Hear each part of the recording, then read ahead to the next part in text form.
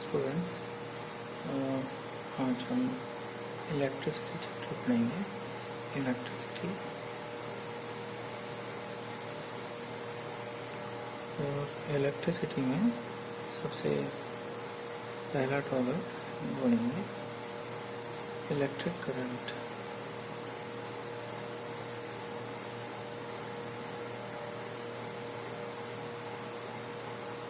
Electric current जैसे कि हम जानते हैं कि इलेक्ट्रिक करंट जो है उसको हम कहेंगे the amount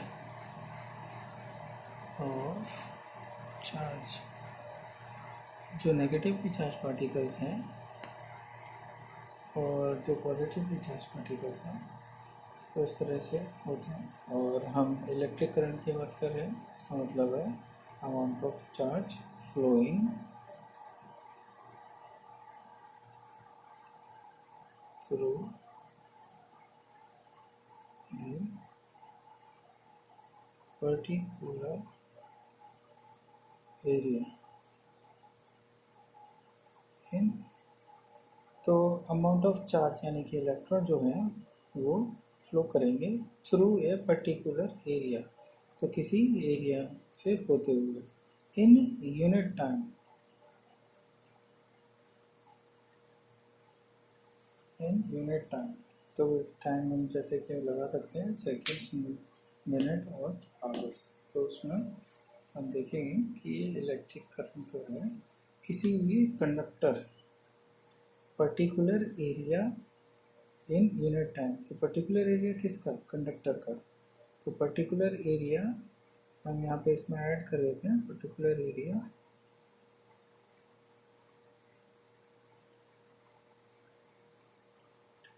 of a conductor in unit time. तो यूनिट टाइम में अब हम जानते हैं कि हम एक कंडक्टर की अगर बात करें तो ये एक कोई भी वायर हो सकती है।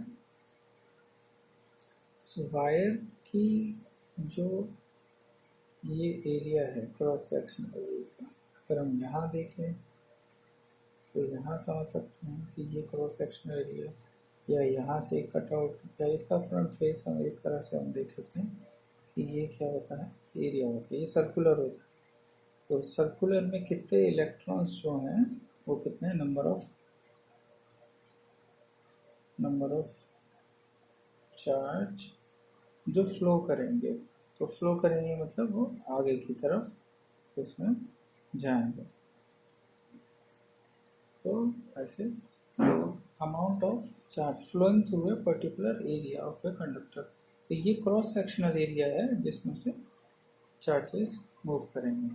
तो इन ए यूनिट टाइम, तो यूनिट टाइम के अंदर, तो जब किसी पर्टिकुलर टाइम में कुछ नंबर ऑफ जो चार्जेस हैं जो कि क्या होते हैं, इलेक्ट्रॉन्स होते हैं, जो वो फ्लो करेंगे तो उसको इलेक्ट्रिक करंट कहेंगे।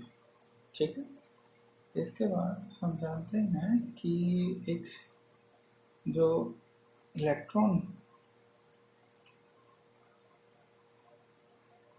हैं वो नेगेटिवली चार्ज पार्टिकल्स हैं, जिसे हम E माइनस से डिनोट करते हैं।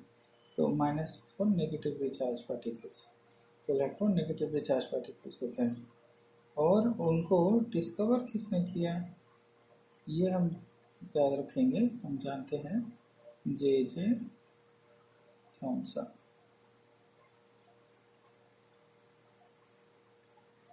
तो THOMSON थॉमसन। तो J.J. थॉमसन ने इलेक्ट्रॉन को डिस्कवर किया। उसके बाद हम चलेंगे आगे। उसके बाद हम देखेंगे कि किसी भी सर्किट में कोई भी इलेक्ट्रिक सर्किट होगा जिसमें बैटरीज होंगी, जो कि जिसका एक टर्मिनल बड़ा वाला जो स्लैश है, तो बड़ा वाला जो डंडा है वो हम पॉजिटिव चार्ज के लिए और छोटा वाला नेगेटिवली चार्ज। तो इस तरह से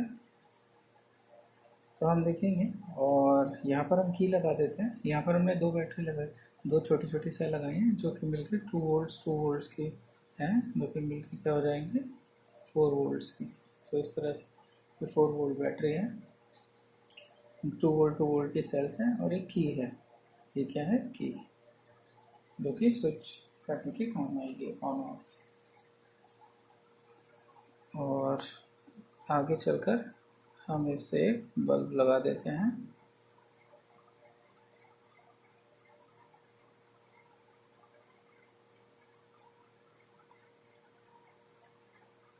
बैटरी सोर्स ऑफ एनर्जी हमने लगा ही दिया है, जो बैटरी से सप्लाई जाएगा। तो हम देखेंगे कि कन्वेंशनल, जो हमारी कन्वेंशनल थ्योरी है, कि कन्वेंशनल मतलब हमें मान लेना है, माना गया है for easiness of calculation and all, कि कन्वेंशनली इन किसी भी इलेक्ट्रिक सर्किट में, कन्वेंशनली हम जानते हैं ये एक इलेक्ट्रिक सर्किट है, तो हम जानते हैं कि किसी भी इलेक्ट्रिक सर्किट के अंदर इलेक्ट्रॉन फ्लो करता है। तो इलेक्ट्रॉन जो होते हैं नेगेटिव टर्मिनल से इस डायरेक्शन में जाएंगे। तो हमें मानना है कि कन्वेंशनली कि इलेक्ट्रॉन के ऑपोजिट, इलेक्ट्रॉन के फ्लो के ऑपोजिट हमारे क्या होगा, करंट का डायरेक्शन होगा। तो ऑपोजिट यानी कि प्लस से नेगेटिव की तरफ, तो वो हमारा डायरेक्शन है करंट का, आई फॉर करंट। तो इस तरह से हम देखेंगे। और कन्वेंशनली हमें क्या लेना है कि जो करंट का जो डायरेक्शन है इलेक्ट्रिक करंट सर्किट के अंदर, तो the direction of electric current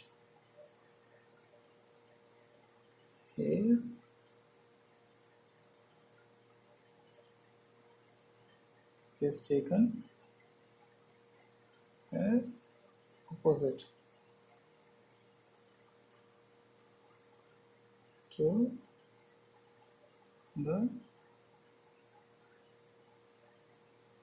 direction of the flow of electrons which are negative.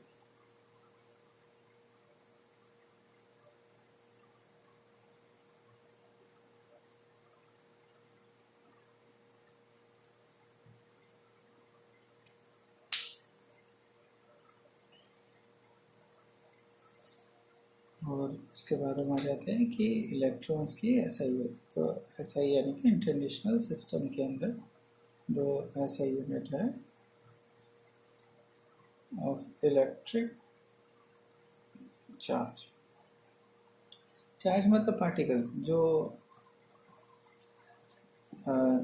Electricity carry करते हैं, यही है कि फ्लो ऑफ, जिनकी वजह से flow of electrons, flow of electricity होता है, जो कि क्या होता है इलेक्ट्रॉन्स होता है negatively charge.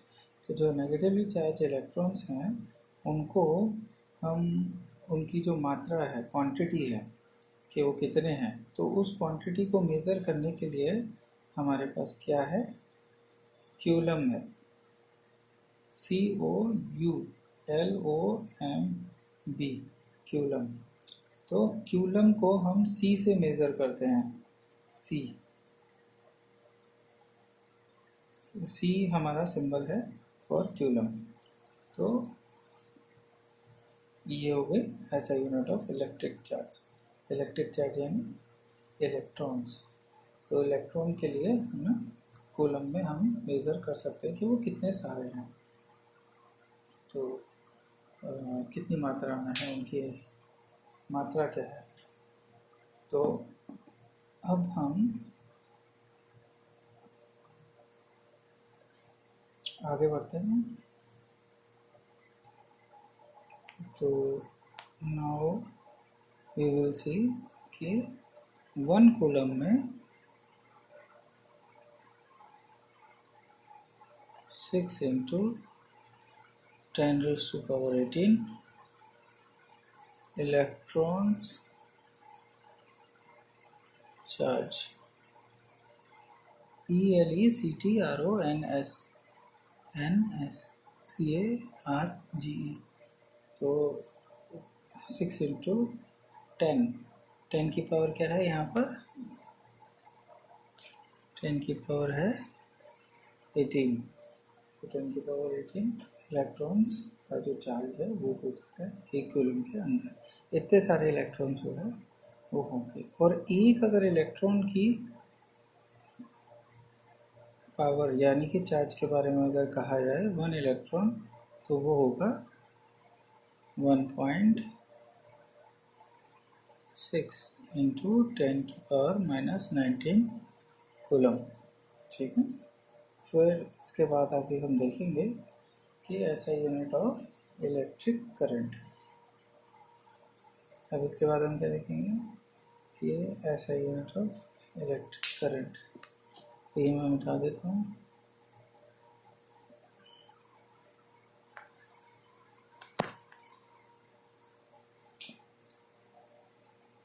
SI unit of electric current. Electric current हमने देख लिया था कि फ्लो ऑफ जो इलेक्ट्रॉन्स हैं या अमाउंट ऑफ चार्ज हैं जो कि कंडक्टर के थ्रू फ्लो करेंगे। तो जो इलेक्ट्रिक करंट है तो उसको किससे मेजर करेंगे कि वो कितना करंट यानी कि कितना जो चार्जेस हैं टोटली वो फ्लो कर रहे हैं, यानी कि कितना करंट जो है वो है। तो उसके लिए जो हम ऐसा यूनिट जो रखेंगे इलेक्ट्रिक करंट के लिए वो क्या है, रखे हुए एम्पियर।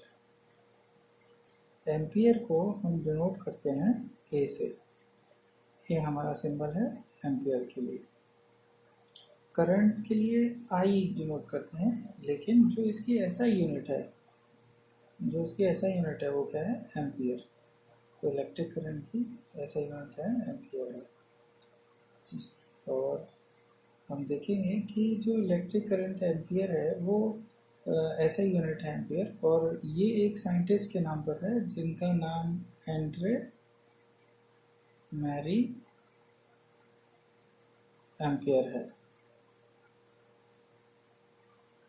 AMPERE। ठीक है,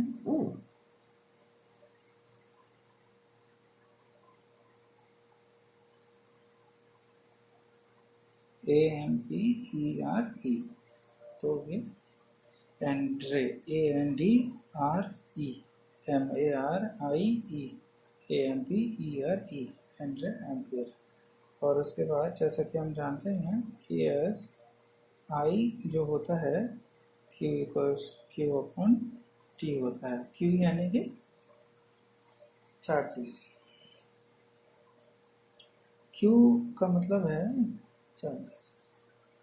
तो चार्जेस के लिए Q है, लेकिन उसकी जो यूनिट है वो कूलम C है। ठीक है ना, Q चार्जेस ही है, Q जो है क्या है वो चार्जेस के लिए है।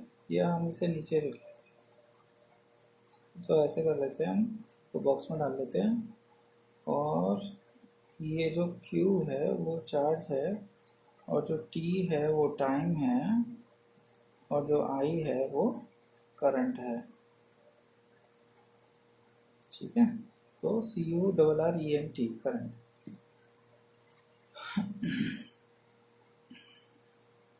इसको क्या करते हैं, ठीक से लिख देते हैं ना,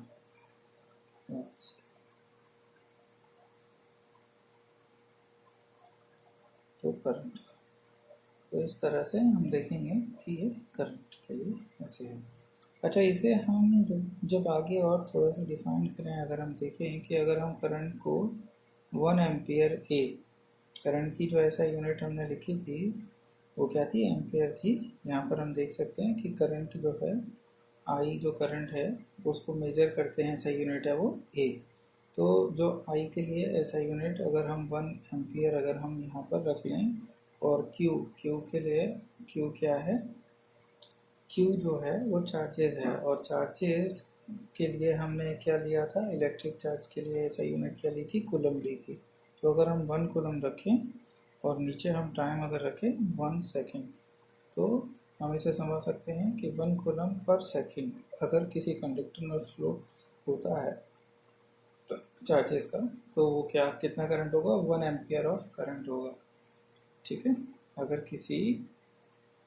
अगर मान लें हम ये क्या है हमारा, ये कोई मेटल है, कंडक्टर है, और उसमें हमारे जो चार्जेस हैं वो 1 कूलम है, और 1 कूलम में कितने इलेक्ट्रॉन्स होते हैं, 6 × 10⁻18 इलेक्ट्रॉन चार्ज। तो उतना चार्ज होता है 1 कूलम के अंदर। तो कई सारे इलेक्ट्रॉन्स इसका मतलब होते हैं।